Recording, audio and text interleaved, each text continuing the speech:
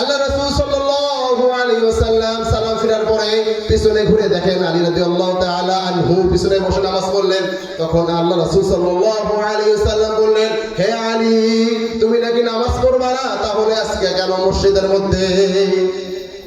তখন আলী রাদিয়াল্লাহু তাআলা উঠে বললেন, হে আল্লাহর রাসূল, যখন মসজিদের মধ্যে আযান হয়ে গেল আমি তখন ঠিক ছিলাম, যখন সময় অতিবাহিত হচ্ছিল তখন ঠিক ছিলাম, যখন মসজিদের মধ্যে ইকামত হয়ে গেল বিছানার মধ্যে শুয়ে থাকতে পারলাম না, কে যেন আমাকে উঠে নিয়ে মসজিদে চলে আসলো।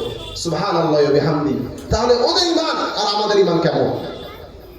আমরা যখন মসজিদে আযান হয় দোকানের মধ্যে আড্ডা মারি, যখন মসজিদে আযান হয় তখন আমরা ঘরের মধ্যে শুয়ে থাকি, যখন মসজিদে আযান হয় তখন আমরা অনিহা অহংকার করে রাস্তার মধ্যে হাঁটাচলা করি।